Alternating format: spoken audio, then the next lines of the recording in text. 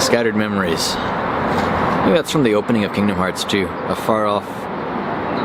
Sora has a little monologue right before the opening song. A far off dream that's like a scattered memory that's like a far off dream. I want to line the pieces up, yours and mine, something like that. I would have known back when I was a teenager and watching that stuff all the time, but it's been a while. Scattered memories.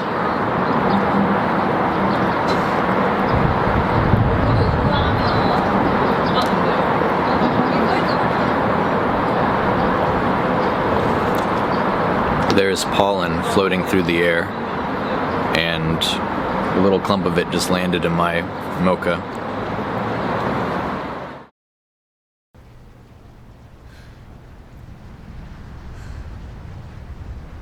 We've lost.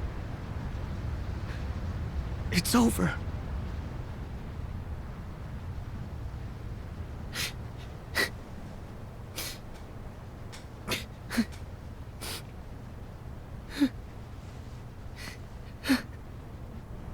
Sora, you don't believe that.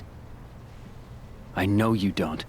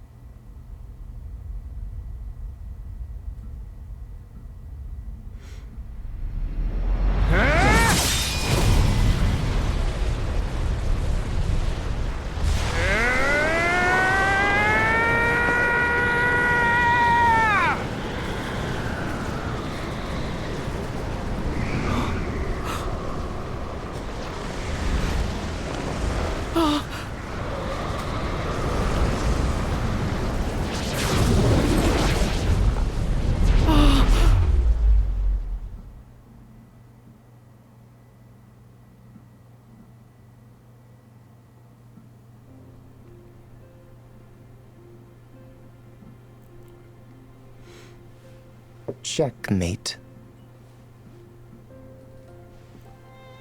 And so darkness prevails, and light expires. You need a new strategy. My move, isn't it?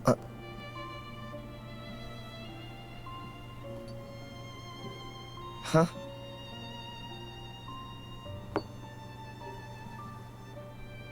It's not over. Come on. That's not fair. I know I had you. Yes, you nearly did. But a game's no fun if you know where it's going. There's more to light than meets the eye. I told you.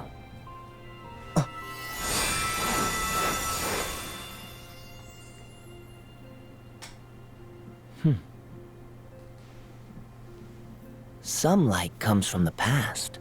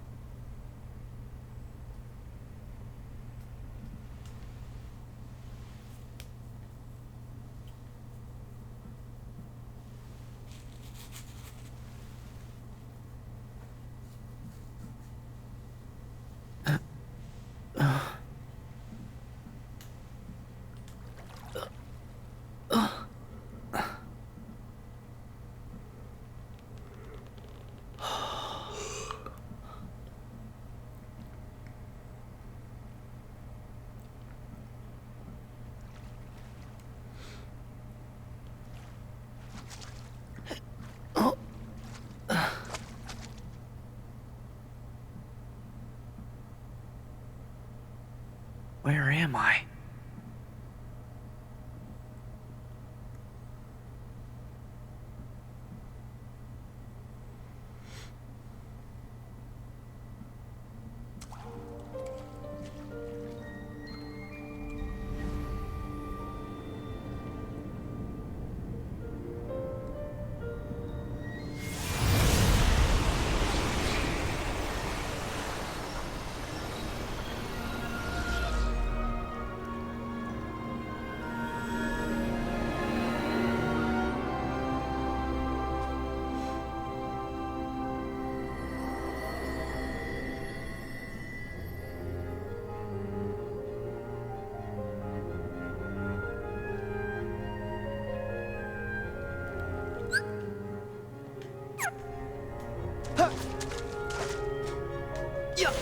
Yeah!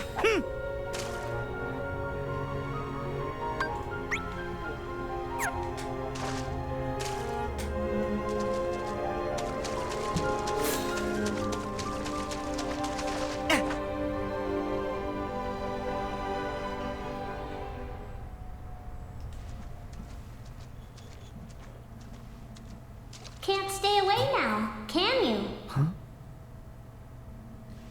Hello?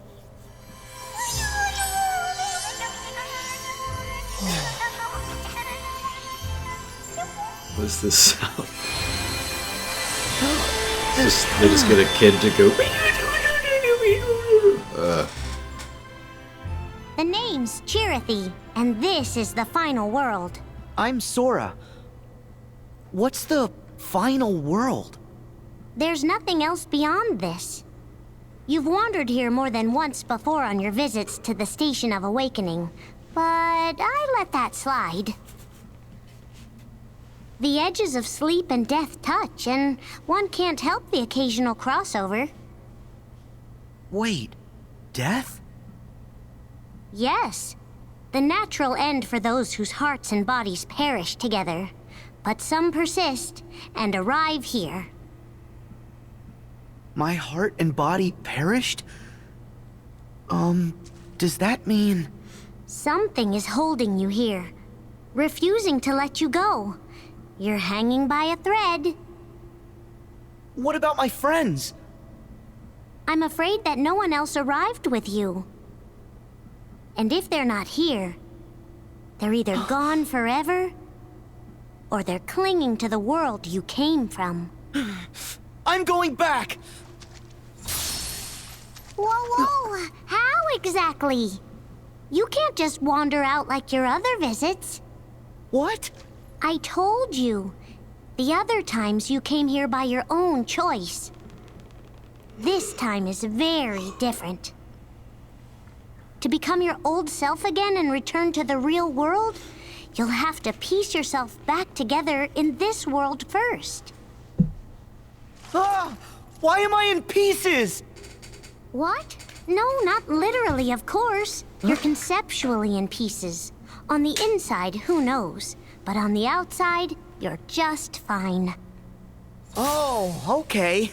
You kind of freaked me out there. Oh boy.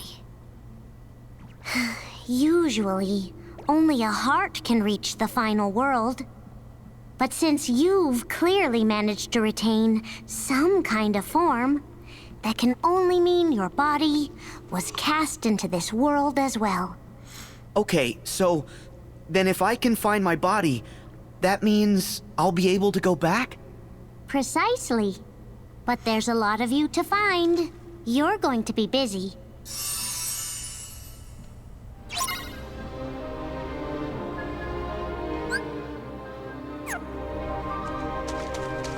These must be pieces of me.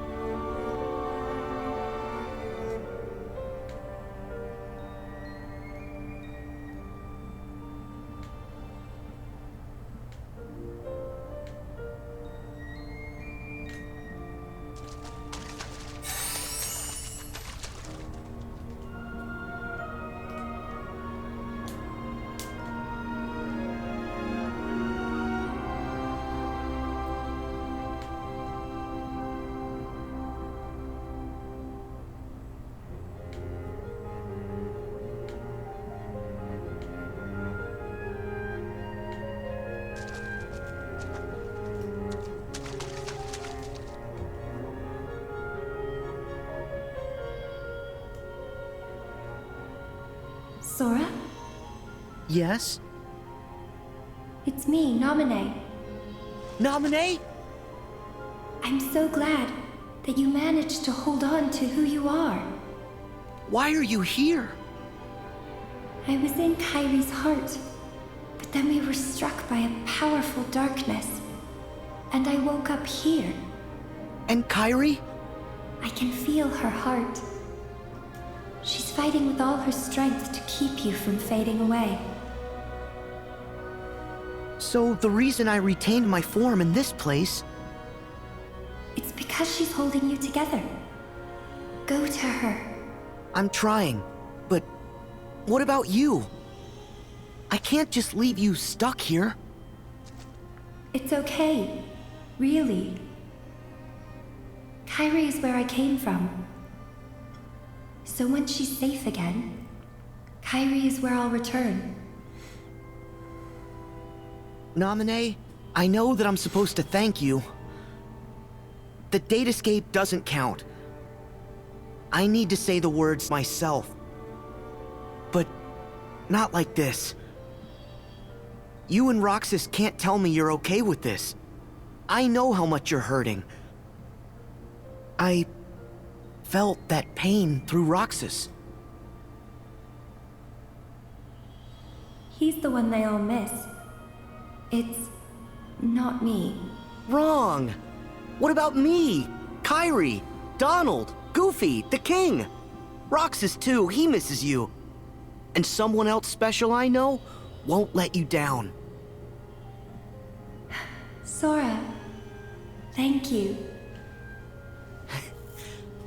Well, then I'm gonna go save Kairi, so at least you'll be free of this place. Okay? Oh, wait. Huh? While sifting through memories, I spoke to Terra, the Keyblade wielder you've been looking for. He has a strong will, and it keeps him tethered to the realm of light. I'll try tracing that connection. Maybe that'll be enough to tip the scales in the other direction. Huh? Let's just say I've got your back. That part of you? It reminds me of Kairi. Thanks, Namine. Oh! That's not the official thank you. Uh-huh. Well, see ya.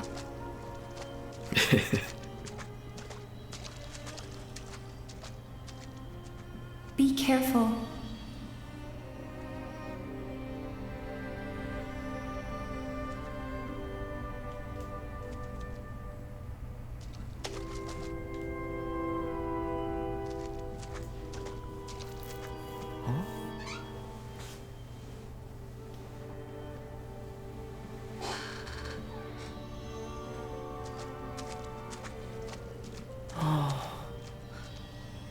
Hello? Good day. Oh, cool! You can talk! You look like a person. Oh? How is it that you retain your appearance? Are you special? I'm a little hazy on the details. As are we all. So, whose heart are you? No one's anymore. They took away my name. Everything about me. No way! They couldn't have taken away your heart. Only because it pines for another. Yeah? Someone's coming for you? I cannot be certain. He's been changed beyond recognition. His heart replaced with another's. But were he to regain his old self again, he would be distressed by my absence. So I choose to wait here, where he can find me. Good. You have to believe. Believe? Oh, you mean know in my heart he will return? Without any proof? Exactly. Believe. I thought it was all over for me, but a friend of mine looked me in the eye and said, "You don't believe that."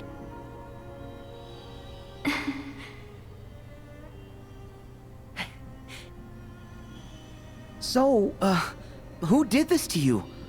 Heartless steal hearts. So... a nobody? Somebody. Really?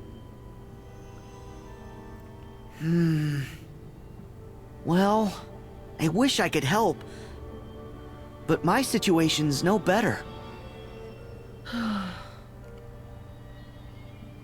You must see to the tasks before you first. The tasks before me? There's so many. All the more reason for you to make an effort.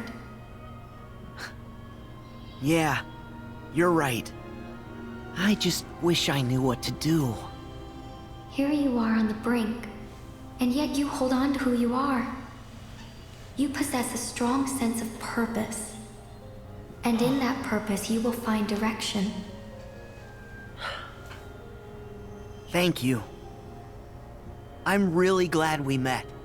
You cheer me up. I hope that friend of yours finds you soon. Thank you. Me too. Oh, hey! If I see him, I'll tell him that you're here. What's his name?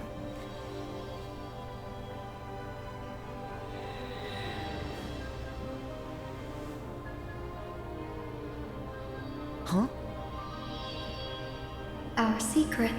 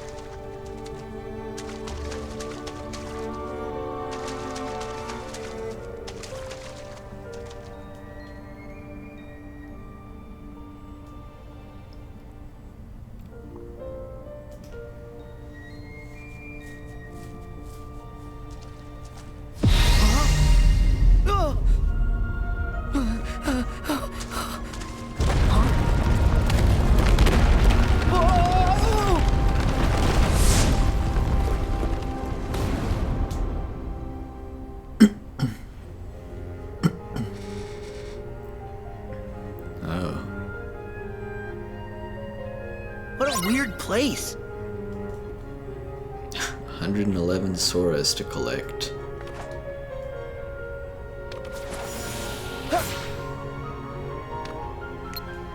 Whoa! What's going on?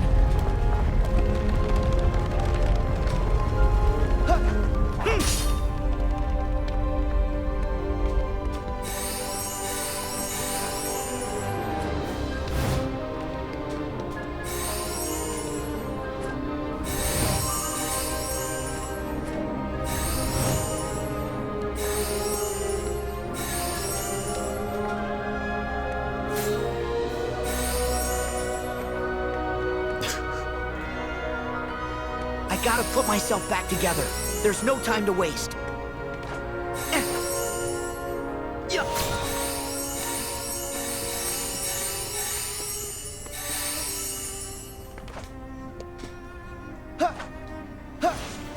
I missed him. Yeah. Yeah.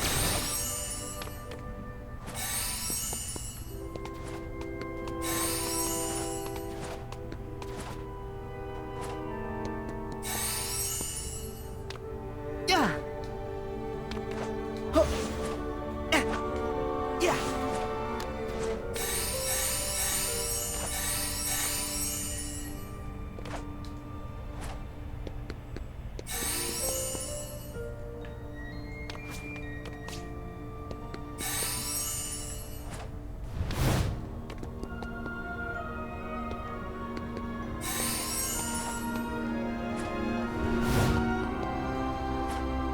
Yeah.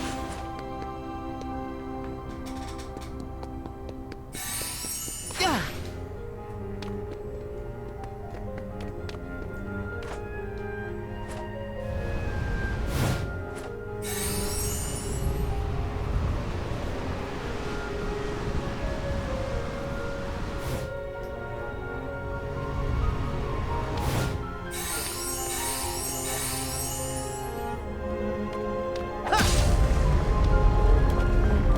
Yeah.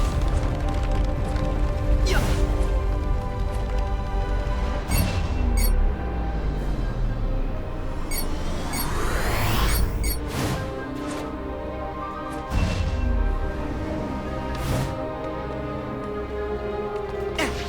Yeah. Good grief.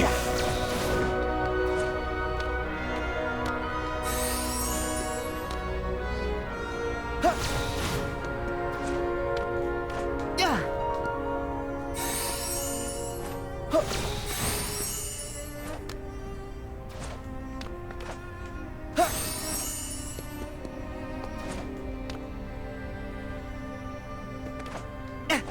Yeah.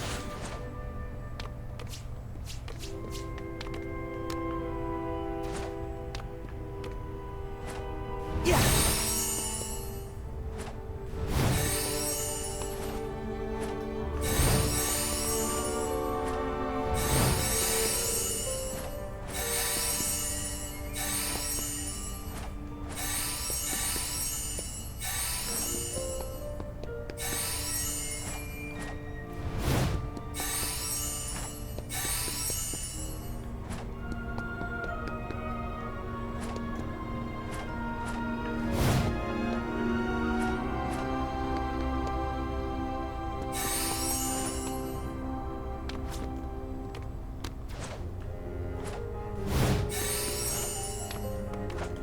Yeah.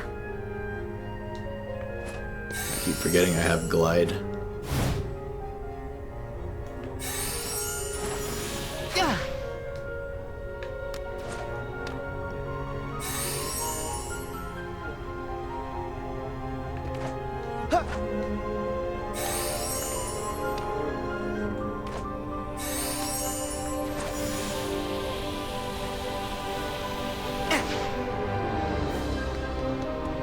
Yeah. Yeah.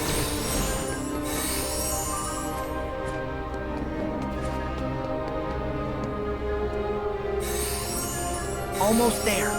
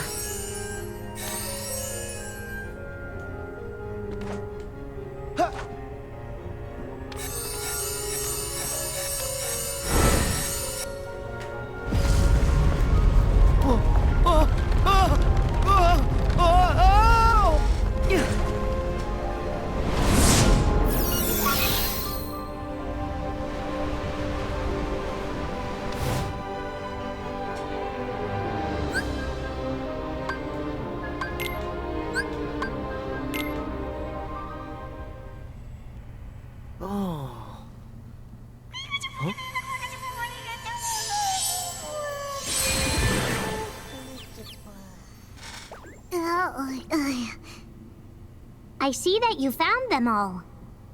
Yup. Then isn't it time that you left? Oh, thanks. What? I'm doing you a big favor here, you know. Don't push it. Hey, Chirthy, you still look like you, right? Would you like me to help you find your pieces? Oh, I don't work like that. So, like, you're waiting for someone to rescue you? Sort of? Well, tell me who. I'll find him. Huh? No. That's okay. He doesn't remember the past. Besides, I'm sure that he's much happier with his new friends. But I'll wait. He'll arrive here one day. Okay. I'll be back to visit you. What? You and me are friends now. Really? I've missed having friends. Well, see you around. And thanks.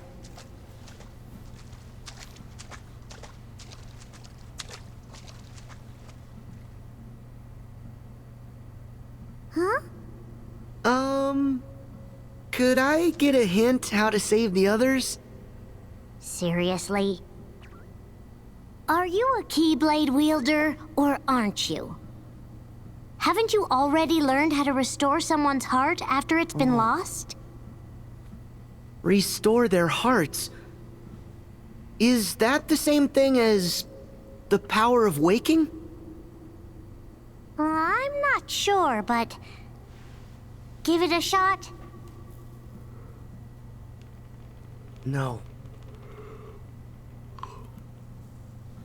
This'll take all my heart. Okay.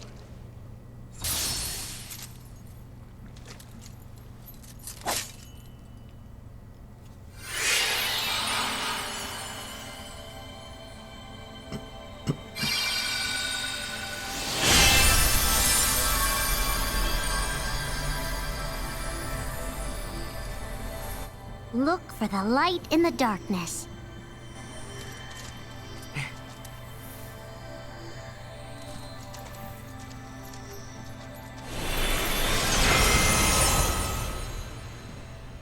May your heart be your guiding key.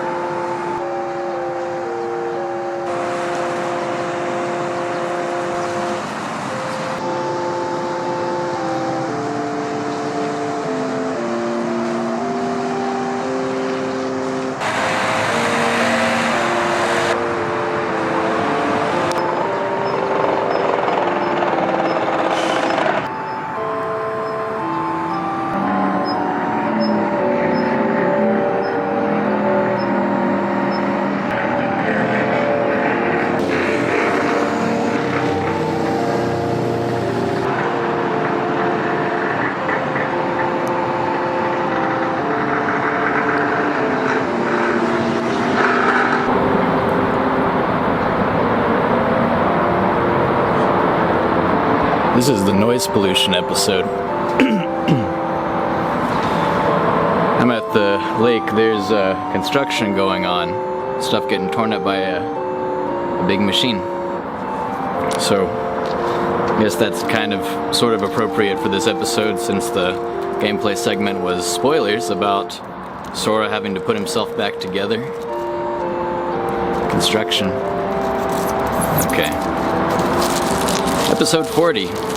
Technically the 41st episode of the series because there's an episode 0. This is actually, yesterday I recorded something that was meant to be episode 40. And I decided it would make more sense as the next part So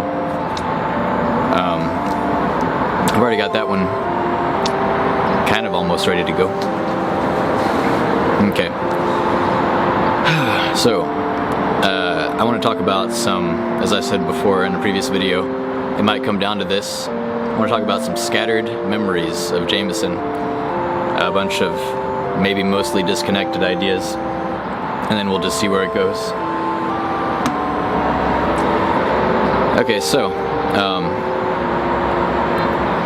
off the top of my head, one thing that I wanted to make sure I didn't forget to talk about in this series that I think now is the time is the dead cow stories that we wrote and told each other. So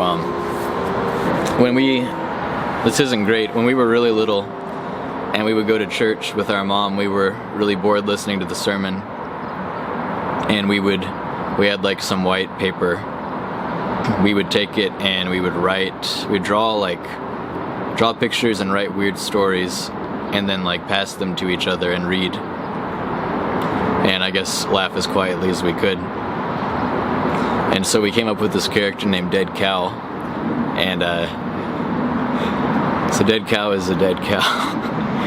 Like, she's a cow that I guess somehow she wandered away from her farm and got hit by a car or something, so there's just like a cow carcass on the side of the road, and her ghost comes out and just kind of hangs out. And so the first story is about just the ghost of the cow, like, lingering around the body, and there's really not much to it. It was really short. That was kind of the point. It was like a non-story about Dead Cow. And then we started to add like recurring characters. Like there's a guy, I think I came up with this, a guy named Uncle Cheese shows up, and he's like this old redneck guy with like I don't know, white scraggly facial hair and like a cowboy hat. He shows up, he sees the dead cow on the side of the road, and he puts it in the back of his truck, and he drives to McDonald's and sells the cow carcass to McDonald's. And they stick the cow in their fryer and make a giant hamburger. And like another one, Jamison came up with a story about a wizard named Mr. Man who tried to enchant Dead Cow's corpse, which was somehow still around even after being turned into a giant hamburger. It's kind of like comic books. There's many different canonical stories that don't mix with each other, I guess, but I think it was like he was trying to use Dead Cow's corpse to do... There's noise everywhere. He was trying to use Dead Cow's corpse to do something bad. And I just remember his name was Mr. Man. He was a sorcerer named Mr. Man. And he ended up getting thrown into the Grand Canyon. These stories were really violent, but like stupid.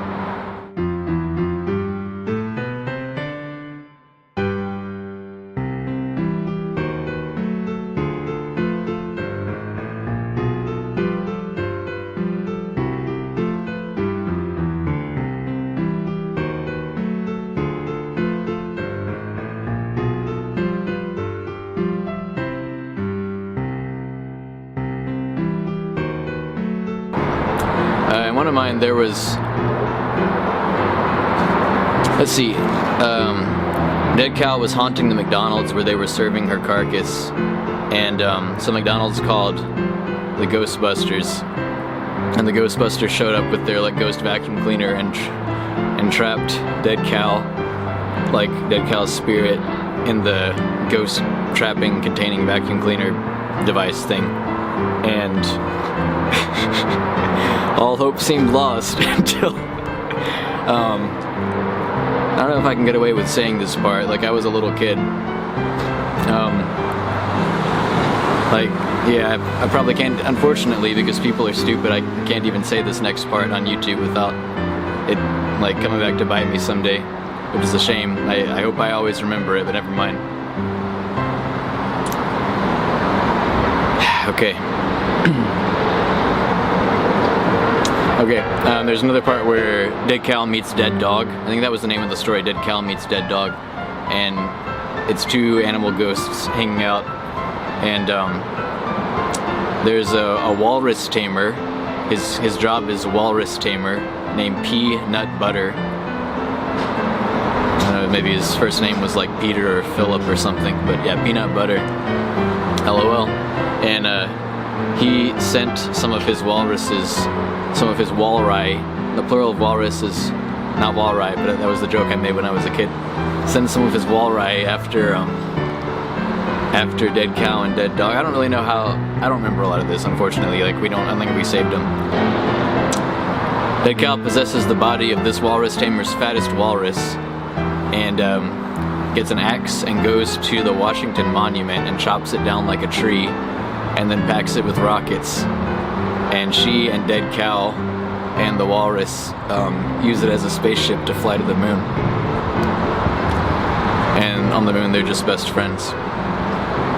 I think before they went to the moon, she possessed the walrus's body and went to Peanut Butter and told him he was fat, stupid, and ugly, and then they went to the moon. So I had to put that in there. So these stories were just like really absurd and aggressive, and Jamison and I just thought they were hilarious. It all kind of blends together, like what parts I came up with, what parts he came up with. I guess I'm just gonna go ahead and say the part, and if I get in trouble, I'm sorry. This is not something I would do now for fear of offending anybody, but I am honestly reporting on something I said when I was a really small child. So if you got an issue, you can bite me. You can report the video, whatever. This is when I was a kid. I wouldn't do it now. Okay, so when Dead Cow's trapped in the vacuum cleaner thing at McDonald's, the Ghostbusters caught her, and all seems lost. A Native American man runs into the McDonald's, and his name is Tripping Antelope, and he runs in and trips over the cord that's plugged the ghost vacuum cleaner into the wall. And unplugs it, and that's how Dead Cow's spirit escapes from the device. Jamison and I thought that was really funny. Like, all this stuff is really stupid. Okay, that's the Dead Cow stories. And that was church a lot of the time. Our church attendance was incredibly spotty. Some kind of conflict at home over stuff that I guess maybe it's not really my business to get too deep into. But sometimes we went to church. My understanding of Christianity is, as you might expect, fairly basic and shallow. And that's probably a big part of what contributed to me being so easily swayed, and Jamison later on, by arguments against the easiest to target parts of religion if you don't have a firm, solid foundation in it. So I think me, along with a lot of other people who were kind of raised a little bit too much by pop culture and television. Not that parents don't do a good job, but I think that stuff seeps in and influences more than anybody expects. So people like that, people like me, who were raised on a lot of that stuff, I think we have shallower understandings of Christianity, and we are more susceptible to being lured away from it. I mean, you can say that about any belief system, but see, I became like an atheist around age 15, and at some point I was on a walk with my mom and my brother, like we used to do, walking around the neighborhood just for exercise, and I was arguing with my mom about stuff that I had just kind of come around to thinking about, like predestination cannot coexist with free will, because if everything is already fated to happen one specific way and can only happen that way, then I thought we have the illusion of free will, but we're actually, without knowing it, acting along rails. And I didn't believe that. I believe we have free will, but I was just saying I didn't believe in, like, if God has a perfect plan, and that means that things won't happen in a way that isn't according to his perfect plan. And this isn't really the video to get too deep into that. I'm just saying what I was thinking at the time and the stuff I was talking about with my mom. And I don't necessarily even think that way anymore. I think it's more complex than that. There's a lot of different angles to approach it from which to approach it. don't end in a preposition. But anyway, I was talking to my mom, and we were arguing back and forth, not like bitter, but just we were having a disagreement discussion. And Jamison was just silently listening the entire time. And Jamison soaked it up like a sponge, and I, at some point, realized that Jamison no longer believed in God either. At the time, I was like 16 or something. I was proud because I was like, Jamison's smart, and he's seen the superior reasoning of the belief set that I myself have come around to. So I mean, it probably would have happened another way if it hadn't been through me. It happened to me. I didn't have anyone like really talk me into it. There was one of my internet friends talked to me about it at some point, but he didn't make me just instantly an atheist. It's a guy from the UK. Username was Arctic, ARKTIC. His argument was about, I said that God will never make you do anything that's harmful to you, but then he started talking about like gay people and how much pain they have in their lives if they're trying to follow the Bible and or a certain interpretation of the Bible. And of course, I wanted to be compassionate to them because I don't want people to be miserable and feel like there's something wrong with them. And anyway, all that's not the video for that, but yeah, so I told you this was going to be a lot of disconnected stuff, but yeah, I pretty much, young, not super thorough, not very well based or grounded me, went ahead and spread, I guess, I don't know, atheism and eventually probably some kind of nihilism to Jamison. I didn't know what I was doing, he didn't know what he was doing.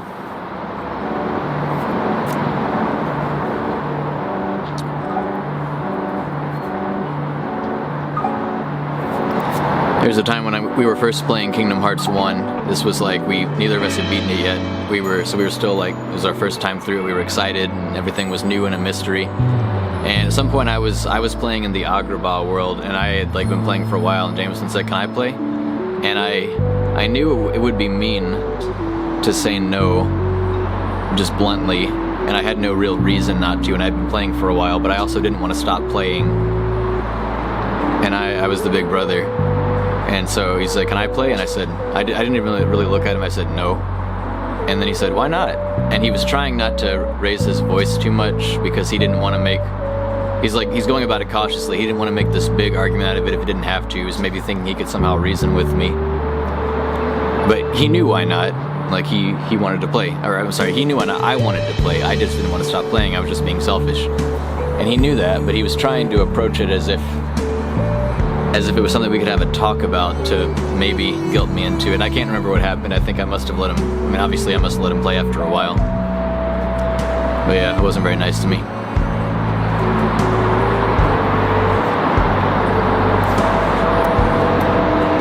I remember when there was a period in my teens when most of my social life was on the computer with like AOL Instant Messenger, MSN Messenger, message boards and stuff like that. I was one of those kids. And so I spent a lot of time on the computer, and Jamison wanted to spend more time on the computer, but that was my social life, and I just was selfish, and frankly, I guess I just didn't really care what he wanted enough.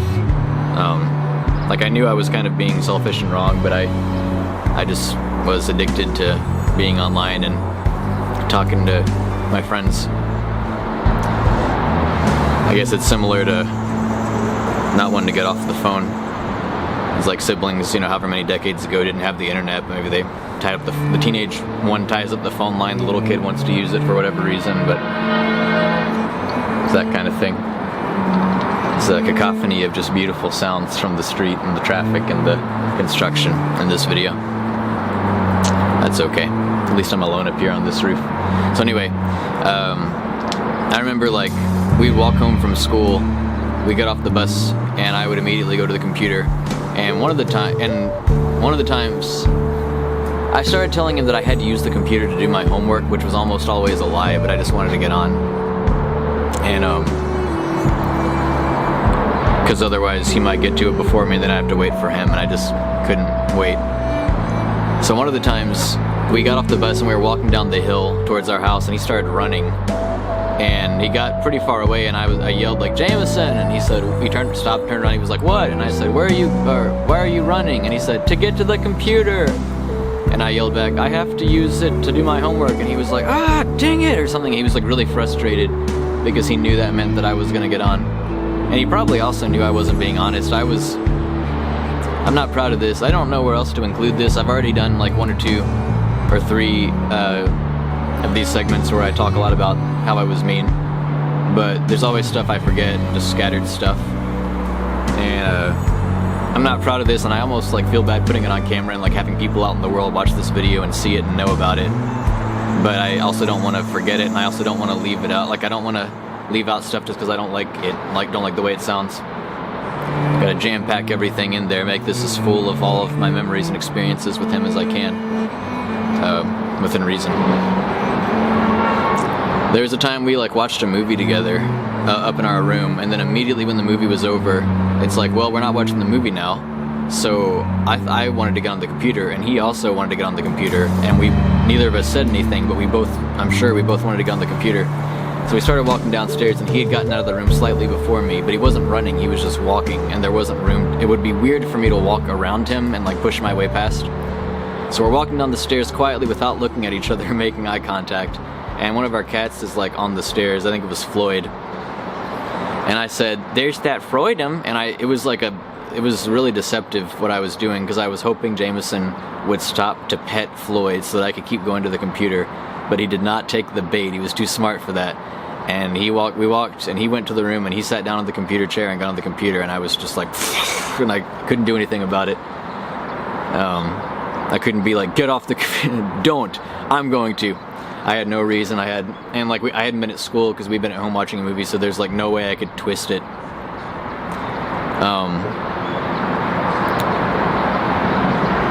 Yeah. As I've said, I've already apologized to him for how I was, and he accepted it. Probably drank some of this. Forgot I even got a coffee. Another time, we were... Oh, I just remembered something.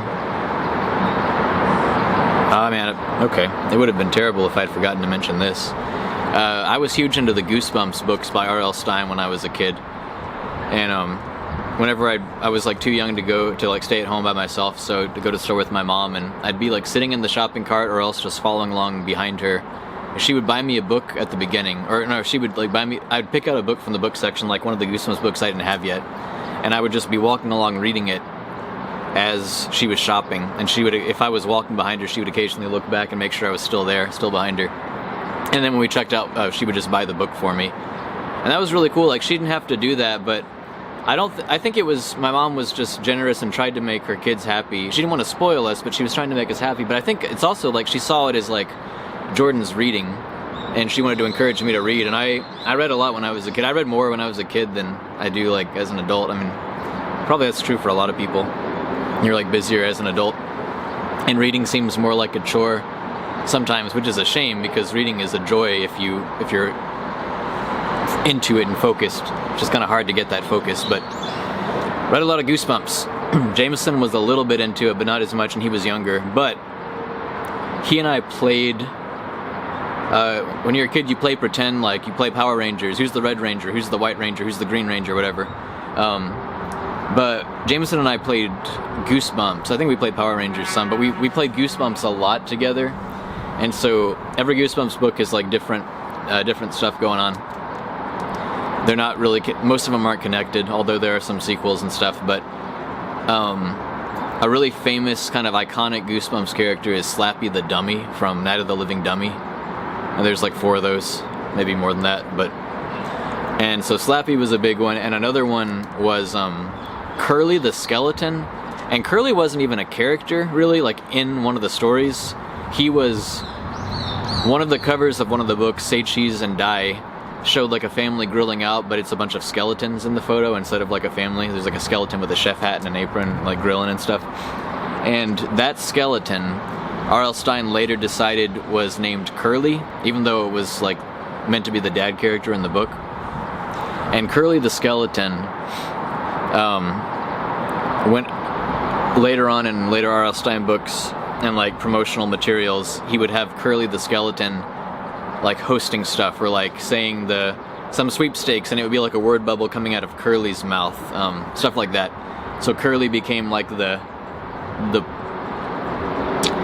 mascot, I guess, of the Goosebumps series for a while in like the late 90s, mid to late 90s.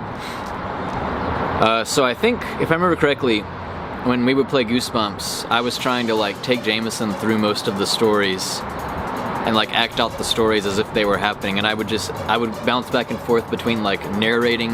I would play all the parts. He would be the main character, and I think he was Curly the Skeleton, and it was like somehow all these stories are happening to the skeleton, which is Jamison. He was the main character, he was the hero, and I was like the dungeon master, except we didn't have paper and like weren't rolling dice or anything. I would tell him the scenario, and I would go back and forth between being like villain characters, someone he had to fight, ally characters, just narrator telling him what's going on. We would go to different rooms in the house, we'd go outside, and we just played a ton of Goosebumps. We did that a lot. Whole lot.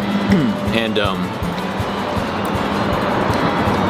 so there was Curly, and I think maybe like after he defeated Slappy the dummy, Slappy became his ally. And then I think there was another character that I made up named Curlick, which is like another skeleton because I'm not creative. And it was like another skeleton with just a slightly different name, and it needed to be kind of like Curly because I'm not creative, I guess, but it had to be kind of different, so Curlick. I don't remember why I even came up with that character. Maybe so that one of our friends could join in. Like when one of our friends or our cousin Gunnar or someone was visiting, it was like, who can you be? Oh, you can be Curlick. And then later he just became like a character in our little headcanon story of the games we were playing. And I remember one point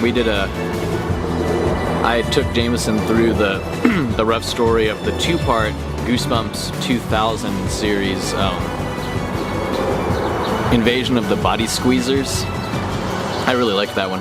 You put the two covers together and you make it made a complete picture. It was really cool. When I was a kid, it was really cool. But yeah, I took him through that story, and the way we were doing it, because like around that time we had like the Nintendo 64 and Diddy Kong Racing, and so I was kind of putting a Diddy Kong Racing choose your character from the menu spin on the game for some reason. But you had to like unlock characters. So like when he beat, let's say, the Haunted Mask villain, or the person wearing the mask, he could unlock like the ability to wear the mask. When he defeated the horror at Camp Jelly Jam's villain, if I remember correctly, it was this giant goo monster that shot snails out of its body. In the book, I think he could unlock that, maybe. Anyways, you beat the villain, then you can unlock it as like an ally, or you can be it, or something like that. And so when we finished the Body Squeezer story, the whole time in the story, the Body Squeezers are like, give me a hug, and they squeeze you, and then they possess you, and you become a Body Squeezer. And so all these monsters are trying to give him a hug. And I'd be like, give me a hug, Jamison, and then he runs into the school, and the principal is like, Jamison, good to see you, give me a hug. And he's like, oh no, the principal's been taken, or whatever. That's how it was in the story. And then when he finally beat the whole story and wrapped up the whole thing and unlocked the Body Squeezer, I was the Body Squeezer, and so I was like, I am the Body Squeezer. And then Jamison came up and actually slowly gave me a hug. It's like he thought that was supposed to happen because now I'm on his side, and he thought this was the crowning moment, like final, like, it's the appropriate come full circle ending to that story. And so he gave me a hug, and I actually wasn't expecting that, but he was just like in character. It was kind of a cute little kid thing. Played a ton of Goosebumps with him. We used to... This is something that makes me sound like a psychopath now, and I'm not proud of it, but I was just a weird kid. I don't harm anybody, I don't harm people, I don't harm animals, but when I was a kid I killed a lot of ants. And I would just go out in my yard, and we lived out in the countryside, we had a lot of ant hills, and I would just like dig them up with a stick, or I would like pour water on them. I would mix up what I thought was potions, like I'm making potions, and I would just mix various creams and stuff that I found in the bathroom cabinet, like lotions and like baby oil, and just whatever random stuff, mix it with water, and then shake it up, and like I'd have like an M&M's Minis tube. You remember M&M's Minis? Eat all the M&M's out of it, and then I would use the tube to like mix and shake up potions that I was going to use to pour on the anthills, and I would just try different combinations. And yeah, we just terrorized ants. And so when I was a kid, we had this thing called the ant killing team, and it was mostly mine. It was like my idea. And it was another just weird creative outlet for little kids playing pretend, but we didn't acknowledge that it wasn't true. So I always talked to Jamison and my friends. We never let on that it was a game. We always talked to each other as if it was a real ongoing situation where like there are these evil ants that are intelligent and trying to take over the world. And there was a green ant, and for a while we thought the green ant was the leader. And then we defeated him, but I like wanted the story to keep going, so then it became like the green ant was one of several like higher tier ants, and there's like an aqua ant who lives, I decided he lives in the lost city of Atlantis, and there was a metal ant, and there was one called the jaw ant, which was like a skeleton ant, even though, I mean, you know, that's not how that works, but yeah, it was like the jaw ant. I called it the jaw ant. And the green ant was just one of those higher class of ants, and they were all united under the ultimate final villain ant, who was the rainbow ant. And he was rainbow because he embodied all of the different possible things. He was the ultimate bad ant. And so I told Jamison that there's this ant conspiracy, an ant plot to do bad things. And at the time I was being influenced by like Disney movies. I'd seen like Hercules, so I told Jamison of the prediction of the prophecy that was made, and it was just lifted straight from Hercules, and it was like a word of caution to this tale: if Gunnar fights, you will fail. And I told him that the ants had received that prophecy. Gunnar was our cousin, he was also in on this game. And we got other friends in on it as well, my friend Jeffrey, my friend Philip. And I told Jamison, like, we had blinds on our window, and the street lamp from outside at the cul-de-sac where he lived would shine the light in at night, so we would see like this kind of ruffled blind like shadow pattern on our wall. And I would mess with the blinds and twist them and turn them and stuff. And I told Jamison that was actually us receiving communications from our cousin Landon. And Landon was older than me, and I looked up to Landon and like kind of idolized him when I was little. And so I didn't actually tell Landon this because I didn't think he'd play along with it. I think he would just be like, that's stupid. And I also just didn't see him very much. But so I didn't tell Landon this. Landon had no idea, but I told Jamison that Landon was actually the leader of the ant killing team, and that he was sending us messages about like the movements of our enemies and stuff with the pattern, the light and shadow patterns on our wall from our blinds on our window of the bedroom that we shared. And so that was the thing. And there were different tiers of people in the ant killing team, and I just put them into tiers. Some of them didn't even know they were on the team. It was just friends of mine, like our neighbors Elisa. There was novice, fighter, master, might have been the next one, and then special. And I think I was a master, and Landon was like leader. Later on I made special, and I like said it was not even on the ant killing team, it was an ant killing team, but it was like a separate class or division. It was like above. And I think I was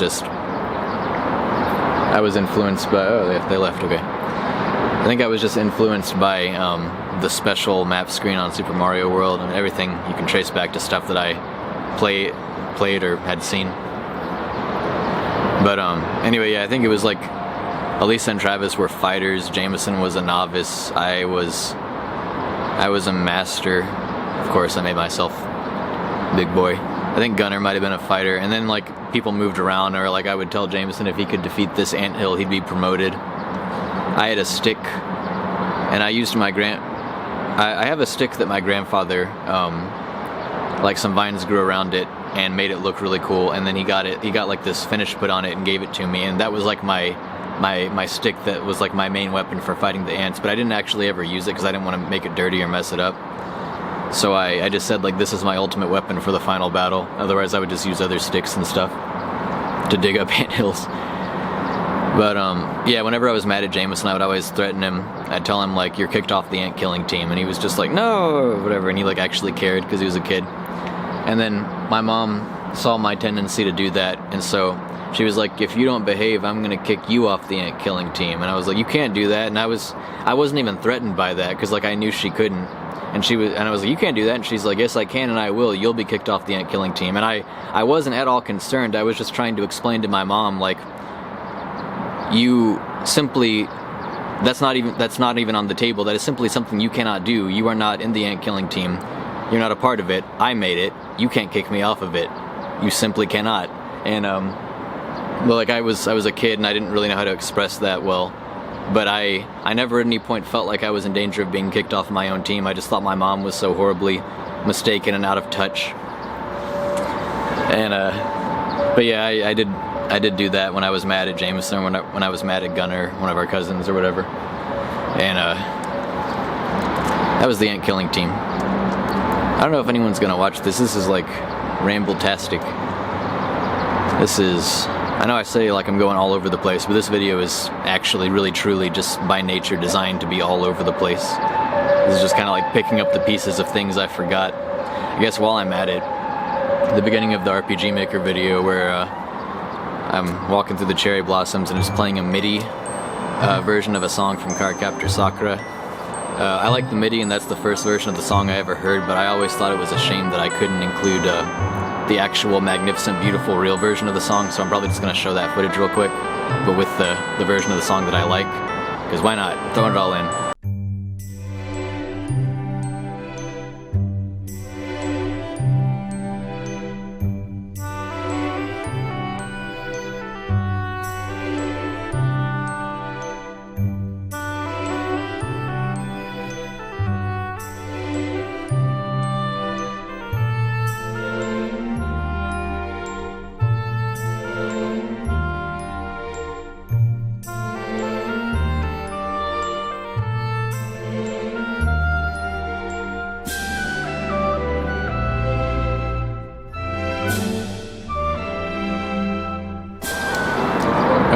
We got Dead Cow, we got Goosebumps game, we got me being mean and trying to monopolize video games in the computer, we got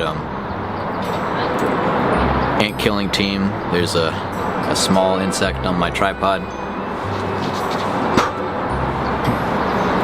When possible, I try to just blow bugs off of stuff with a big puff of air so that they probably won't be hurt by it and I don't have to touch them. I guess another thing is, at some point Jamison and I came up with a song about our dad's nose hair, and it was called Daddy's Knows Where the Forest Grows.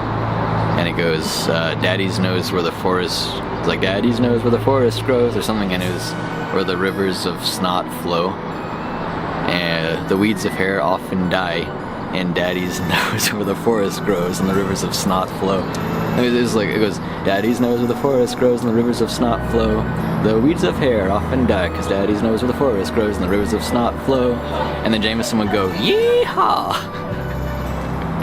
He did that, like we didn't add that at the beginning, but just one time after he sang it, Jamison, he gave this really like drawn out like, yeehaw! At the end of it, and it was really funny. It just kind of went perfectly. It was like a bunch of cowboys around a campfire, just sung some really simple song. See, that's a song Jamison and I came up with as kids. Remember one time, it was storming and there was lightning and our friends Elisa and Travis were over, or maybe we were talking about the night before or something, I don't remember. And Jamison was like, man, it was a big storm. Someone, I think maybe Elisa asked him, did you see, or maybe Travis, did you see any lightning? And he said, no, I think I just saw thunder. And the three of us just kind of looked at each other and we're just like, we're just gonna let that one go. Like, he's a cute kid, he doesn't know what he's talking about. And I think Elisa said, like, well, maybe he did. And just, maybe he was the first person in history to ever see thunder, which we had previously only thought was a sound. Maybe he saw thunder. Maybe he did, I don't know. Jamison, the boy who saw thunder. When I was in kindergarten, I wrote a story called Jamison's Magical World, which was just Mickey's Magical World, like a VHS tape that I had about him. It was like just that short Sorcerer's Apprentice thing where he enchants a bunch of brooms to fill the water, fill the well or whatever, and he ends up flooding the Sorcerer's Study. Mickey's Magical World, but I wrote a story called Jamison's Magical World, and it was about Jamison enchanting a bunch of brooms to do exactly that. Like, it's all it was, and I wrote the story and made it a little book. I like drew pictures on paper and wrote it out, and I read it. My mom showed my kindergarten teacher, and she wanted me to read it to my class, so for story time, they were all sitting down, and no, she read it to my class, and I was just there. And I was embarrassed to be in the spotlight, and I was like, Jamison? My little brother? And I was acting like I didn't know, even though I was obviously the one who wrote it. It was just awkward. Like, everyone knew that I wrote it, so what I was saying made no sense. But anyway, and this one kid named Tyler said, that was stupid. And I told on him, and so he had to apologize to me. You could tell he didn't want to, and he didn't mean it. Like, Tyler, I've known him, like, I still know him technically. Known him all through middle and high school and into adulthood, and he just says it like he sees it. Calls it like he sees it. If he thinks something is stupid, he'll say it. And he was kind of right. Like, I just butchered a Disney story. Just swapped out my brother for a character. Otherwise, there was no skill or creativity in it. Except for, I guess, the fact that I sat down and wrote it down on paper when I was in kindergarten. It was really basic. Probably misspelled a lot of stuff. It's interesting. Years and years later, kind of within the past year here recently, that same guy, Tyler, who once called my thing that I made stupid, he private messaged me on Facebook and told me that he had a rough week and had just gotten around to finally watching some of my Kingdom Hearts tribute video stuff. And up until that point, I didn't even know, like, he had seen any of my posts or, like, knew what had happened to my brother.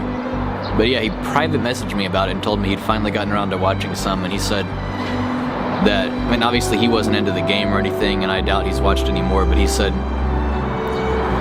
this is the strongest and bravest thing I've seen anybody do. And if no one else, if not one other person has told you this, I just felt that you should know. Like, he's basically just telling me, I see what you're doing. He said he just admired and respected how I took this, what he described as a terrible tragedy, and I'm trying to make something positive and meaningful out of it. I mean, you know what I mean. Whatever. Not positive, but you know what I mean. But yeah, full circle. That was really nice of him to reach out.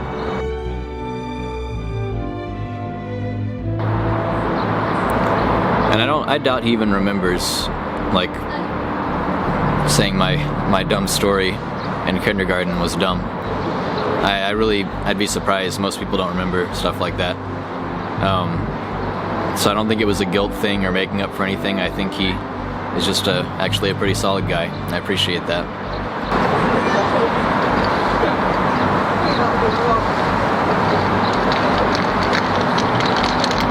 I remember one time when I was in like 3rd or 4th grade, I joined the Cub Scouts, which is like the precursor to the Boy Scouts, and went to a Cub Scout meeting, and Jamison had to come along because my dad wasn't home, or whichever parent took me, the other wasn't home, and so he couldn't be alone at home. And so he came, but he was wearing like my old Red Ranger, like Power Rangers Halloween costume, and he didn't want to change out, so he just wore a Power Rangers costume to the Cub Scout meeting, and I was really embarrassed, but it didn't actually matter. Just a little kid. I remember even more about that meeting. I'm just now realizing just how many weird specific little details I remember, but it's not relevant to Jamison, and I'm not gonna put all that in there.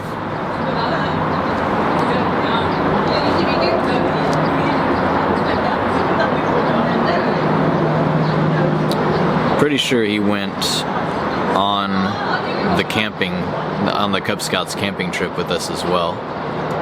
I think. Maybe. maybe. Can't remember. When he was really little, we were playing in our grandmother's front yard, and she told him not to touch the thorns on the rose bush. At some point, he like touched it and poked himself and was bleeding, and he was like crying and stuff, and she was like, I told you not to touch it, and he was like, the wind made me do it. Didn't make him do it. Jamison just didn't listen. He was a little kid. I always trusted in what the authority figures told me. Like, I mean, within reason. Like, I trusted, you know, like our family, my parents and grandparents, aunt and uncle, aunts and uncles. We had a lot of long talks with our mom about like what to do if a stranger approaches us, so I didn't trust other people, but I trusted our family. And I think Jamison trusted them, he just didn't listen to them, but I trusted, I wanted to make them happy, and I wanted to do what was right. And so I've always been kind of more rules and order and structure based, I think, than he was. Just always. And might make me sound boring. I don't know. I don't personally think I'm boring, but it's subjective. Jamison, Jamison just kind of, I think he was a little bit more whimsical and just kind of did stuff his own way, did what he wanted to, on into adulthood. I'd say he was probably less inhibited.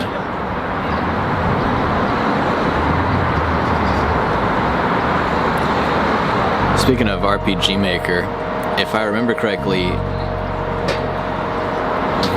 he was trying to come up with a story for a game that he wanted to make. And he hadn't started making the game, I don't think. He was just brainstorming it. And it was going to be called Renlin Story. Renlin, R-E-N-L-O-N. Renlin Story. And it was just a name he completely made up because he wanted to make up something that sounded like not a real place. So Renlin was like an ancient kingdom of like people who understood magic. And so he was trying to come up with a backstory and to make some RPG out of it. And so he was like coming up with the timeline, and he was talking to me about it. We were brainstorming. And he said, Renlin is created, and then Renlin creates man, and it sounded like he was just kind of going through the motions of trying to come up with some RPG story. And I was like, at this point I was still Christian, and I was rule-following Christian, and I was like, Jamison, you can't have Renlin create man. God created man. And he was like, Jordan, it's just a game. And I was like, do you want it to be a devil-worshipping game? And he was like, no, okay, whatever, okay, God creates Renlin, and then God tells Renlin to create man, or something, I don't know, something like that. But yeah, I kind of bullied him out of that aspect of, I like kind of pressured him on that particular creative choice, which was stupid of me. It's okay to write a fantasy story, but I was a kid. Anyway. Scattered Memories. Maybe that's from the opening of Kingdom Hearts 2. A far off... Sora has a little monologue right before the opening song. A far off dream that's like a scattered memory. A scattered memory that's like a far off dream. I want to line the pieces up, yours and mine, something like that. I would have known back when I was a teenager and watching that stuff all the time, but it's been a while. A scattered dream that's like a far-off memory. A far-off memory that's like a scattered dream. I want to line the pieces up. Yours and mine. Scattered Memories. There's a Silent Hill game on the Wii. I think it's the Wii called Shattered. It's called Silent Hill Shattered Memories.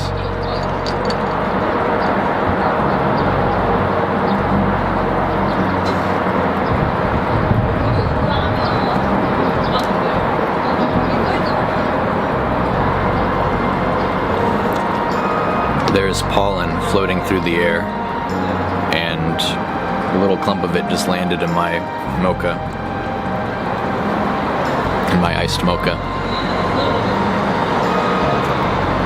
A few weeks ago, a couple of the hikes I've been on here recently, I've been hiking every weekend, my allergies were just like melting my face. I would have a big wad of tissues in my pocket thinking I had way more than I needed. And I would go through all of them and still not be done with the hike and like not have anything to wipe my nose with for the rest of the hike. So yeah, allergies were like just kicking my face in, but now for about a week now, I haven't really been affected. So I guess, can you build up an immunity to allergies? I don't know anything. We were really little. We went to my cousin Gunner's house, and Gunner's mom or dad had just bought a new, like a puppy or a dog, a really energetic little dog, and it was not trying to be mean, but Jamison and I didn't really like how dogs just kind of get all up in your business and jump all over you and put their paws on you. And I didn't like it, but Jamison especially, he was younger than me, and he was also more, like I said, he would like cry at school when he had to get his picture taken and stuff. He was more timid, so like the dog kept jumping on him and bothering him and not understanding that he didn't want it there, and Jamison was like moving to different places, trying to get away from it. And then I think he like wanted to get up on the couch, but he couldn't quite reach to climb up there yet or something. He's old enough to talk, and so finally he was just standing there with the dog jumping up and like putting its paws on his knees and stuff, on his knees, and he just screamed like, "Help me!" He just screamed, "Help me!" Just panicking because the dog was trying to play with him. He just didn't like it. I kind of didn't blame him for that. I don't like when dogs jump all over me. Although I'm more tolerant to it now. Yeah, I prefer more chill animals. There's a lot of funny stuff from Facebook that I could screenshot and include. I'd have to go through pretty much just every post and all my comment threads on all my posts and my pictures and stuff that I've made over the past who knows how many years, like basically since I've had a Facebook, because Jamison, like I don't remember exactly which ones, but Jamison would often say pretty funny stuff on them. Or sometimes I'd just be interested, like this is my brother, I would just be interested in like, even if he didn't comment, he liked that picture, like why did he like that picture but not some of the other ones? So I don't know, when I see that stuff, especially now, it's like I'm interested in the fact that Jamison paid attention to that and wanted to leave that little indication that it kind of made some sort of impression on him. Felt like clicking like, felt like commenting, whatever. I almost feel like I could do just an entire video of just like compiling his Facebook stuff. That would take a long time to put together, but probably not as long as the RPG Maker video. I would just be at risk of getting lost down memory lane, but that already kind of happened with the RPG Maker video anyway.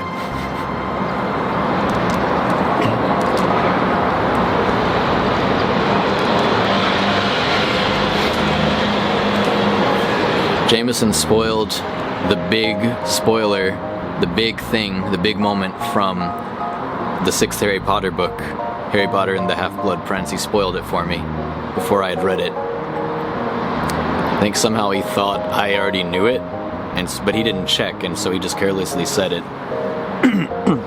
I was pretty annoyed, but he didn't seem very apologetic.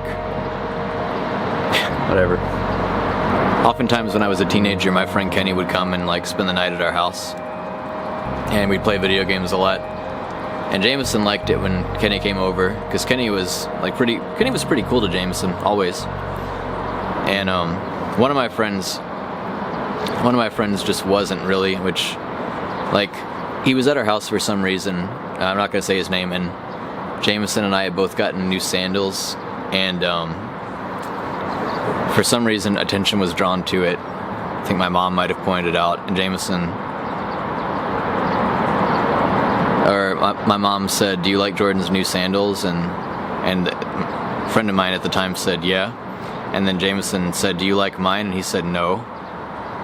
I like his though." He straight up said, "No, I don't like yours, but I like Jordan's." And just Jamison didn't say anything. Just needlessly hurt the little kid's feelings. I don't know what it is about children. Some children. I don't know why you would say something like that to a younger child and like disappoint him, give him that crushing disappointment from the older boy that he looks up to. I did it, but I don't know why I did it. Although in that case, I actually was not happy that my friend said that. I could see the disappointment on Jamison's face, and when I was mad at Jamison, it's like I was mad at him. But when this this guy just like, for no reason, just wanted to say something to hurt him.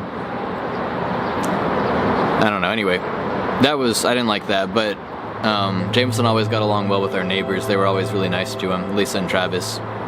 Good friends with Megan, girl who lived up the road. There was a time when Megan it hadn't been very long since she had moved into our neighborhood, and since her parents knew Elisa and Travis's parents, so they already kind of knew each other. I think maybe from Germany. I think maybe they had all lived in Germany, or I might be getting that wrong, but anyway, so Megan kind of joined our child group of people who hung out at the cul-de-sac and rode our bikes and stuff. And she was a little bit older than Jamison, like maybe 2 years. But they were both like definitely like by far the youngest of our group. And at some point Jamison was like out in the yard playing, and I was on the driveway with my dad, and my dad was smiling, and he was just watching Jamison, and he said like, I wonder what he's thinking about. And my dad said, I wonder if he's thinking about that Megan girl up the road. I wonder if he was. I haven't talked to Megan in a really long time. Really long time. I'm not sure if I'll ever talk to her again. Nothing happened, it's just people grow apart. Maybe I should. She and Jamison, because they were close enough in age, they were like buddies for a while early. I wonder if she'd have memories that she could share. Probably should reach out to her anyway.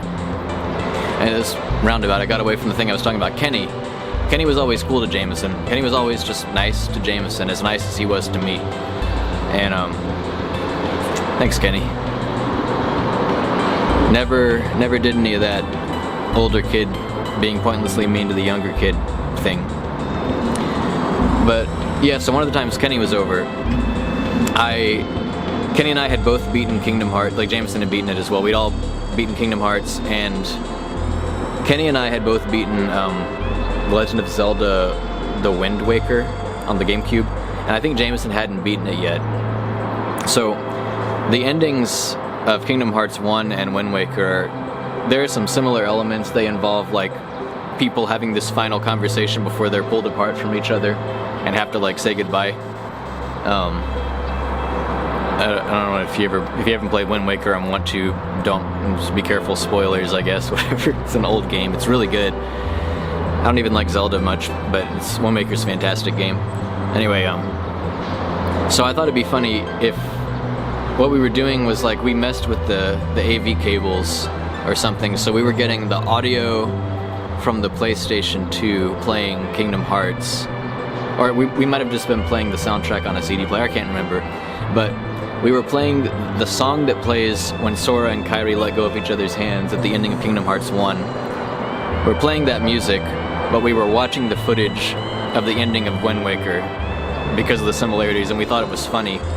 And I didn't want to spoil the ending of Wind Waker for Jamison, he hadn't beaten it yet, so I had locked the door to our bedroom, and I was banking on him not coming up, but Jamison came up and was trying to get to the room, and he was knocking on the door, and he was like, Jordan, let me in, and I was like, no, you can't see it, it's a spoiler, and he's like, Jordan, I already know the ending to Kingdom Hearts, because he was hearing the music and thought it was the Kingdom Hearts ending. And so he was just like, Jordan, let me in, and I was like, no, it's not what you think, and I couldn't tell him. And I was getting really annoyed because I was like trying to watch the thing that we had just set up, and like see it play out with the music, but it was just interrupted by Jamison just not chilling out for 2 minutes and just banging on the door. As we got older and as he got into he was like 11, 12, he got more and more dissatisfied with sharing a room with me.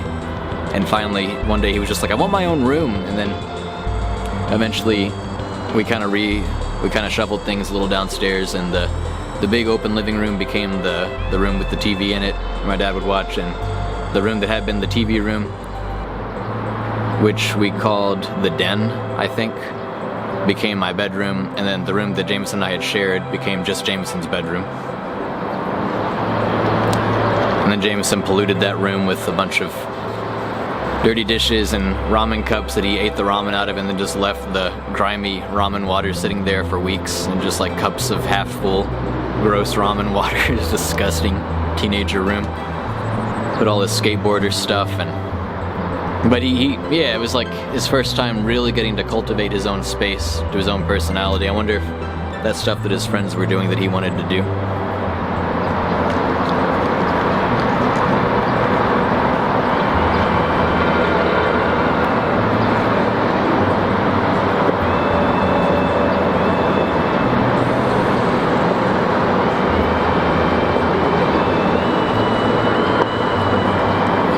Jamison was in PASS in elementary school. PASS was a gifted students, I don't know if I'd call it a club. It was like I think they got out of doing certain types of work and did harder, more advanced work. And he was in PASS with some other people. And when he was about to graduate 5th grade, they had to do this project where they were like leaving behind things for the next group of 5th graders or whatever. They're like passing things down, and they had to write about it. And Jamison wrote this essay thing that my mom was like, Jordan, you need to read this, what Jamison wrote. It's really cool. Like, it's just really smart and creative. And she was like proud of him for it. But it was essentially just glorifying himself. It was like really self-centered, and it was like, to TJ, or random kid's name, I don't know. To Cody, I leave my ability to trick people into thinking I'm a weak wimp who can't fight or something, who isn't strong. So he's like, the implication here is that Jamison wants everyone to know he's actually, I guess, some kind of like hard ass, some kind of tough guy, but but he's like leaving down his ability to fake not being that to some other random kid. So it was like the whole point of the essay was just like, that's the only one I remember, but he was just kind of bragging on himself in like a kind of sneaky way. I mean, I don't know, it was pretty blatant actually, but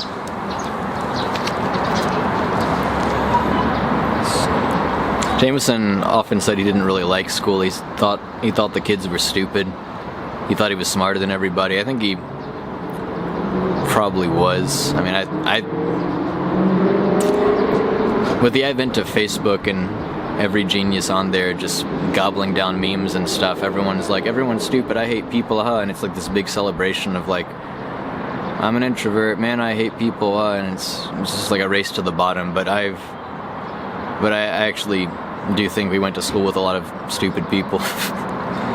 And I remember like at one point, it was like a party or something. I think they were hitting a piñata, and like a piece of candy fell onto the floor, and like a bunch of kids dove for it at the same time, like almost everybody who was gathered around, and Jamison just stood back and didn't. And Jamison later told my mom, he was like, I wasn't gonna go for that piece of candy. Like, that was one piece of candy, and only one person's gonna get that, and I'm not diving into that mess just for one piece of candy. And so Jamison just had this absolute disdain for just, I guess, what he saw as all these just grimy simpletons that he went to school with.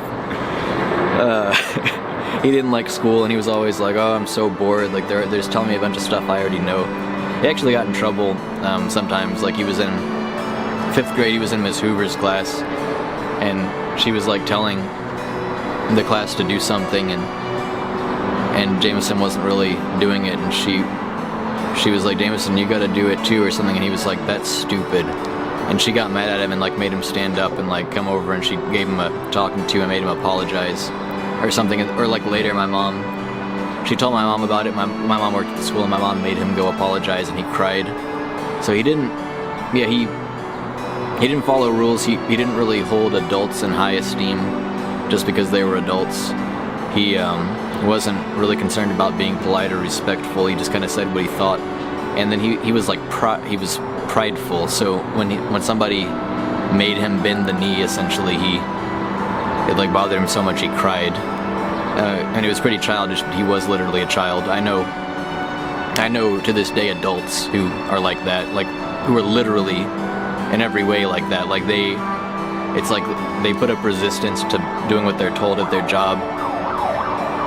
And I have actually seen them cry when they realize they're not going to get their way, like they're not going to win their pissing contest. Like they get so frustrated they start crying. I've seen people past the age of 30 do this.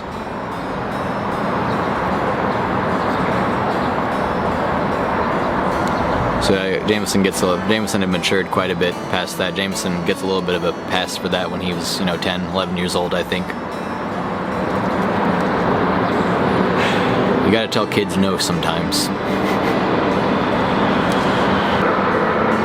Most of these, now that I'm thinking about it, are from childhood when Jamison was little. Almost every single one of these stories I've been telling has been from when Jamison was anywhere from, I don't know, 3 or 4 to 12, 13-ish. The way I remember him, as I've said before, whenever I dream about him, he's almost always like 11 or 12, like little kid. It's like, it's before his voice changed. When I still remember how his voice sounds and how he would clearly enunciate. He had a way of pronouncing things that's kind of similar to how I used to before I have in recent years really started to just lean into and embrace my southern accent that's kind of always been there, but I would like talk around it. I think Jamison, but prior to that, I had a certain way of speaking, and I can hear that a lot. Jamison was the same, man. Jamison was the same way. I can hear that a lot, and well, I could hear that a lot. Like I that's how I remember him talking. That's how, yeah. Jamison had glasses for a bit as a kid. Jamison actually got braces. I was supposed to get braces, but then we pulled a bunch of my teeth and everything just kind of straightened out on its own for the most part. So I never got braces, but Jamison did. I think? I should remember this. I'm pretty sure he got braces. Remember Jamison would always be like, we were talking about what we liked, and I didn't like, our dad made us play outside, which is good. I didn't usually like being made to go outside, but Jamison did, and Jamison would be like, I like nature. Or he was like, he wanted to play with these dinosaur toys because they're toys of animals, and he's like, I like nature. And I was like, Jamison, that's not nature, that's plastic toys. And Jamison was just like, I like nature. And, oh boy, that sound.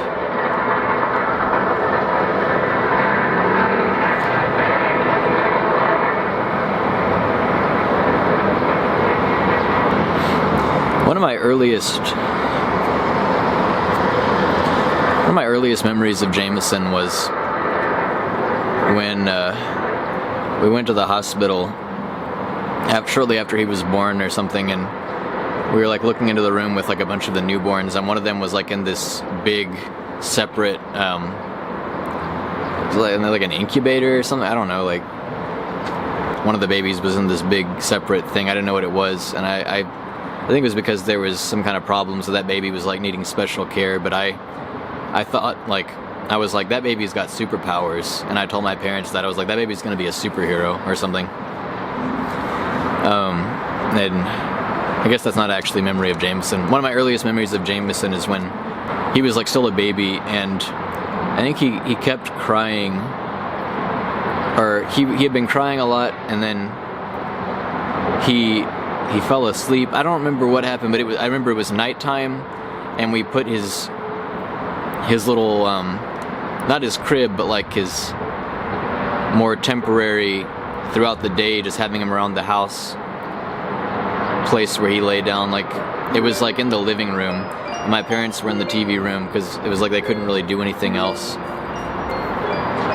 to make him stop crying, or he might have been asleep, I forget. But I remember I went out into that room and just looked at him, and I don't remember if he was crying or if he was asleep or what, but I felt bad for him.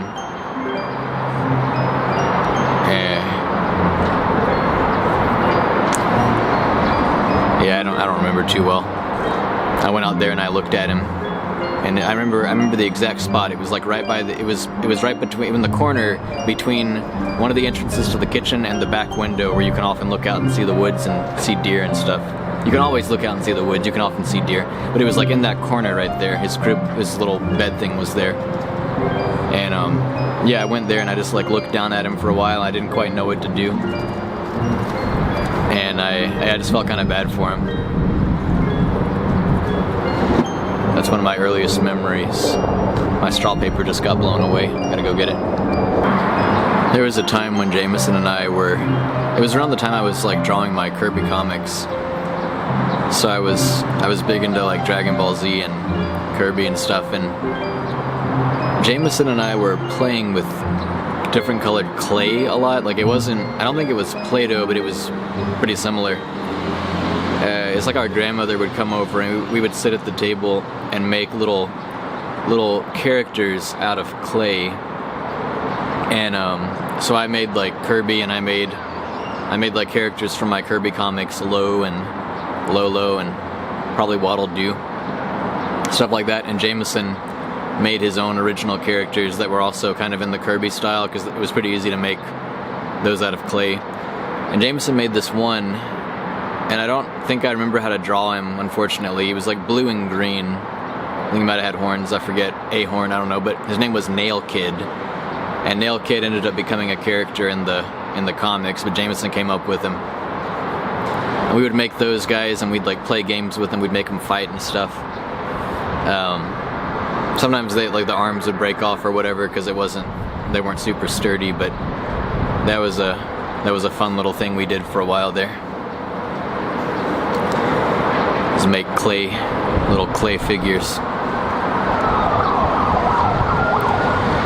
Jamison was a teenager. At some point he had a big falling out with his friends Michael and Andrew and whoever else, and so he kind of stopped hanging out with people and just started hanging out in his room alone, drawing and painting and reading a ton of books. Like, he read a lot of Stephen King books. And that was around the time I was in college, so he would have been like 16 or 17. And I think he was doing drugs at that point, or starting to. As I've said before, I don't know exactly when he started or like how it progressed, but yeah, he spent a lot of time alone in his room making art and drawing, like painting stuff on skateboards. He decorated everything. He bought a Sega Dreamcast and like painted on it. He painted this kind of black design on it, customized his own Dreamcast.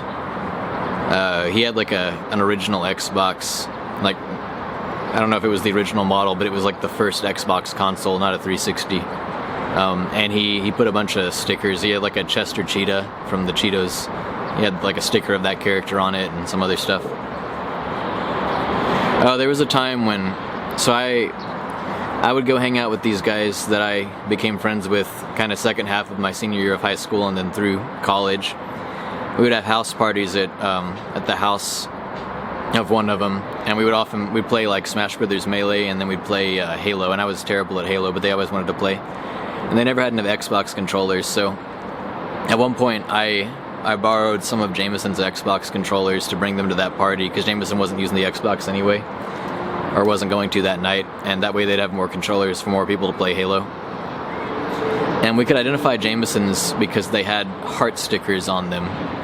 And anyway, some people who didn't usually come to the party had come to this guy's house to join in that night, and then when we were all like parting ways at the end of the night, they ended up, I think, taking Jamison's controllers. I think it was a misunderstanding, but somehow Jamison's two controllers, like a blue one and I think a black one, they disappeared. And so then it was like months after that we spent, I was trying to get people to help me, because I didn't know any of these guys. They went to a different high school. Trying to get them to get my friends from this other school to help me track down these guys and figure out who had the controllers. And it took a long time, and I was finally able to get in touch and I think message somebody on MySpace or something and meet with them downtown in a parking lot to get the controllers back. And it was like some guy I didn't know, and at this point I didn't even remember. It had been so long I didn't even remember if he'd even been at the party or if it was maybe like the brother of someone who'd been at the party. But I got the controllers back, and he was like, sorry about that, and I was like, it's okay. And I was suspicious at the time because I didn't know these guys, so I thought they might have intentionally stolen the controllers. And I still don't know to this day. Like, they might have just been pressured or something, but I think it was probably just a misunderstanding. It doesn't matter that much. I'm just including that because it's a memory involving Jamison. I borrowed his controllers. I ended up kind of being responsible for getting his controllers lost for a while, and then I had to try and get them back, and I did. He never seemed too terribly bothered by it, though, if I remember correctly. Like, he wanted them back, and I think it probably did annoy him, but I usually wasn't. I take very good care of people's stuff when I borrow it. It doesn't happen much anymore, but like as a kid, if I borrowed like a game from somebody or something, a book, I took good care of people's stuff. I took good care of my own stuff, and whenever I'd loan someone something and they'd return it and it was like all bent or dirty or whatever, that I hated that. Just take care of stuff. But so this was like one of the very few cases where something happened that was kind of sort of out of my control. I don't know, just like, I guess it was within my control. I could have just been hyper vigilant the whole night, but yeah, that was my bad. But I got him back. All these little memories about Jamison. Not really connected, just different memories, different aspects of him that I remember, different specific instances that I remember. You can just look at this video as kind of a catch-up, roundup of all these scattered things that maybe it'd be difficult to make an entire segment like this with a unified theme out of.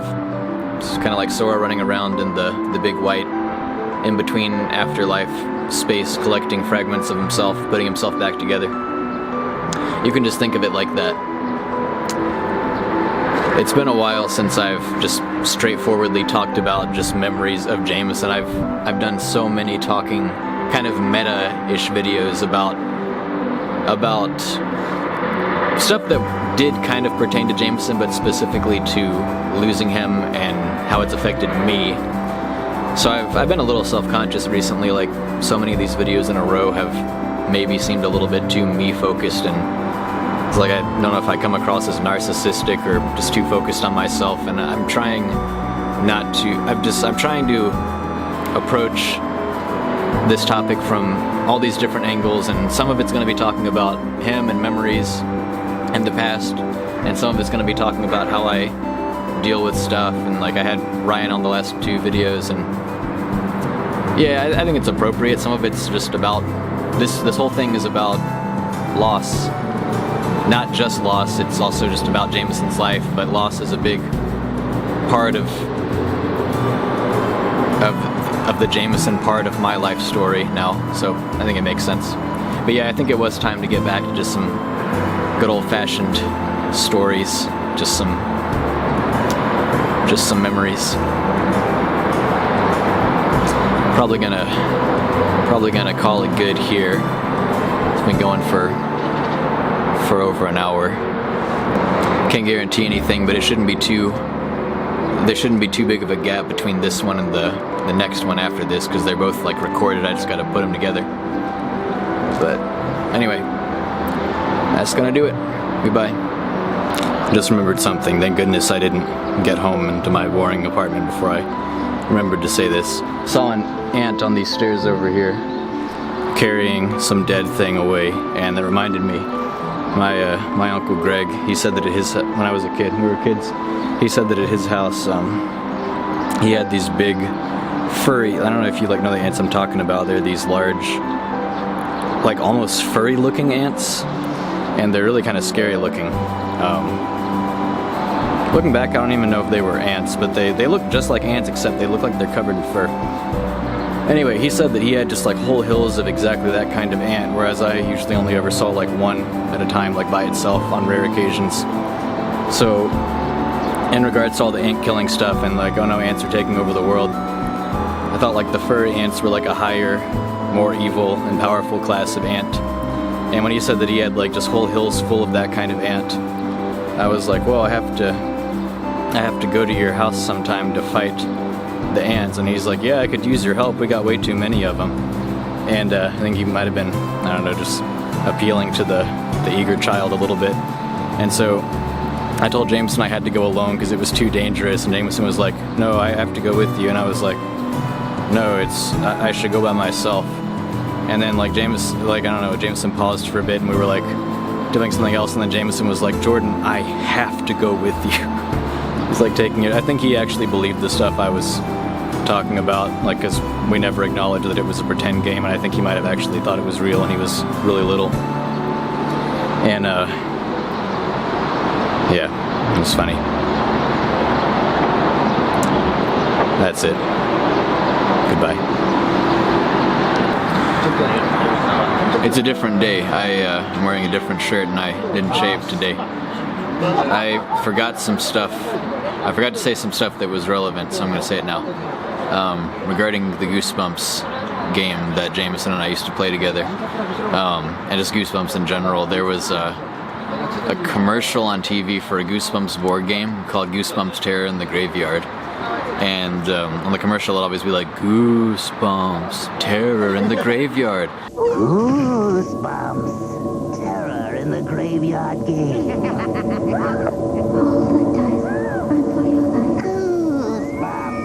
And I don't know why, but Jamison and I would always say that, but we would replace bumps with Michael. And so, so we would just say, Goose Michael, Terror in the Graveyard. And I don't know why we did that. And actually, I didn't even really think about this until I was just saying that now, but my friend Michael is here. He came with me.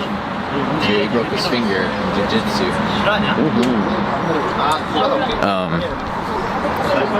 And I swear I didn't plan this. It just so happens that the day I was going to come here almost solely to say that thing about Goose Michael, I was joined by Michael. If you've been watching these, you've seen him in previous videos where I was playing with my amiibos and the stuff I talked about regarding that with Fox. Anyway, it all kind of ties together because I first talked about the amiibos and why I bought Fox as a gesture to Jamison on this rooftop. And then I played with the amiibos with Michael. And then I'm up here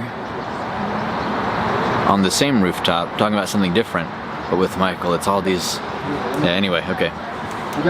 Okay, Goose Michael, Terror in the Graveyard. And also, I don't feel like I did justice to the yeehaw at the end of Daddy's Knows Where the Forest Grows, that song. So I don't think I drew out the haw enough, because he was like, yeehaw!